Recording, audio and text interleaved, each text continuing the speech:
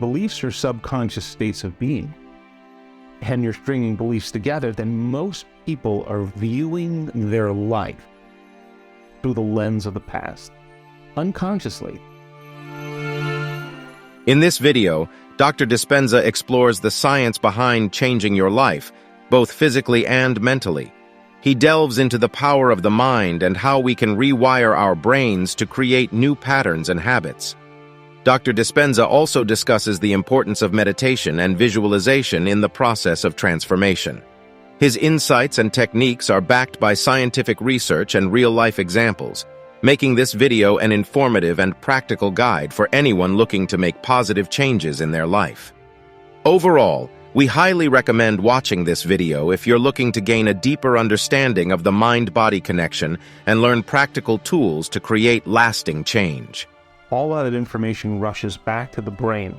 When it reaches the brain, it causes jungles of neurons to organize themselves into network, to string into pattern, to reflect their interaction with their external environment. The moment those neurons organize into patterns, the brain makes a chemical, and that chemical is called a feeling or an emotion.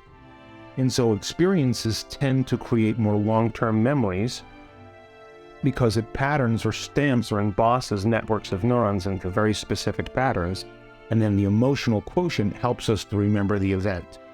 The end product of experience, of course, is the emotion, and it causes us to feel certain ways. You can remember where you were on 9/11. You can tell me who you were with, what time of day it was, what you were doing, because whatever you were seeing in that moment or hearing in that moment changed how you were feeling. In depression studies where they give someone a placebo and they say this is the best drug for depression, 4 out of 5 people that are in the placebo study get better or do as well as people who are taking the actual antidepressant. That's 80%, right? But here's the deal. They've been taking that sugar pill for about 8 weeks. Every day, taking that pill and combining that clear intention with an elevated emotion, they're moving into a new state of being. So now what that means is you got to do the work. That means you actually have to practice sitting down, getting beyond all the people in your life, all the things you need to do, the place you need to, you got to get beyond your body wanting to get up and go because it's been programmed that way. And you got to tell your body, you're not getting up until I say. And then the new understandings and the new paradigm. And then there's this little kind of bridge in between, and we're only as good as the people that are willing to execute it. In other words, you got to be skilled at this, right? You got to be skilled at this. So if you're not skilled at it, we're not going to see any changes. Well, imagine 500 people or 450 people coming to an event, a workshop, and we are going to help them cross that river and to become conscious of their unconscious thoughts. You know, the ones that say you can't, it's too hard, this will never happen, I can't change, I'm too this, I'm too old, I'm too that. Get beyond what their habits are, what they stay unconsciously. Do they complain? Do they blame? Do they make excuses? Do they feel sorry for themselves? In the program, they talk about others. Then look at their emotional states. Oh my God, I've been guilty for the last 30 years. I didn't even know I was guilty. It just felt like me. Have I been unworthy? I didn't even know I was unworthy. It just felt like who I am. All of a sudden, they start becoming conscious of that. And then they start creating a new change for themselves. And one by one, you start seeing these breakthroughs. You start measuring those breakthroughs. You have people on the stage talk about their breakthroughs, show their brain scan, show their heart rate monitor, show the energy change. And I guarantee you, just like an infection can create a disease in a community, I believe that wellness can be as infectious as disease. And you start seeing dramatic changes happening in a small community of people who are outside of the conditioning of their environment. The science has to be done to measure it, but the measurements are only as good as our students.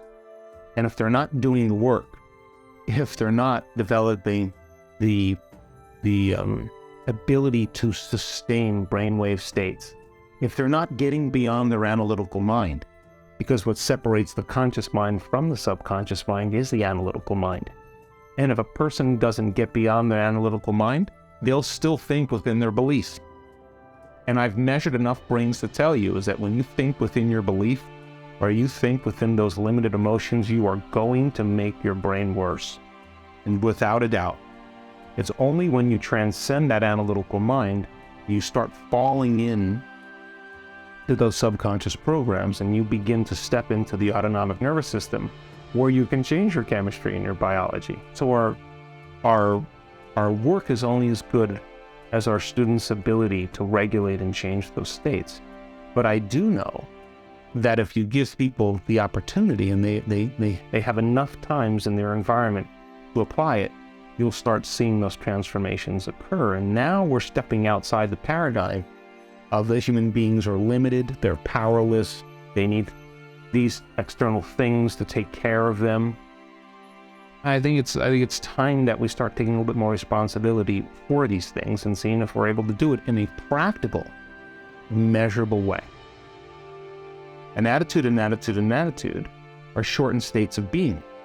And you combine them together then a belief then, the cycle of thinking, feeling over time, creates a subconscious state of being.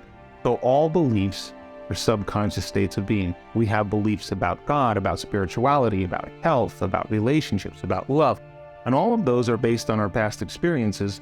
But the majority of those beliefs, we don't even know that we believe them because we think they're true, because they're not functioning primarily in the conscious mind. So then, if you take a belief, and you stack them together, you start to form what's called perception. Perceptions have everything to do with the relationships we have, the things we create, behaviors we demonstrate, and even the choices we make in our relationships. So then, why is that important? Because then, if beliefs are subconscious states of being, and you're stringing beliefs together, then most people are viewing their life through the lens of the past, unconsciously. And they are filling in reality. They're seeing reality. They're filling it in from their past memory. We know this to be true because they did an amazing experiment where they took a group of people and they had them wear these lenses. And the lenses were divided in half. When they looked to one side, they saw one color. They looked to another side, they saw another color. And they said to them, okay, well, wear these glasses every day for 2 weeks. Take your kids to school, do all the things you do at work, go shopping, work out, live your life. At the end of 2 weeks, they brought those people back into the lab and they said, look to the left, what color do you see? We don't see a color. Look to the right, what color do you see? We don't see a color. Now, it says a couple things. Number one, the eyes don't see. The brain sees. But more emphatically important is that those people were filling in their external reality based on their memory in their brain. If they were truly seeing, they would be seeing those colors, right? So then, in our perceptions then, we are overlaying our future, we're overlaying the present moment with our memory of the past. And so then, that then begins to diminish possibility. And it begins to close down the way that we can begin to navigate and function in our lives. Thanks for watching, and don't forget to subscribe to our channel for more great content. Have a great time.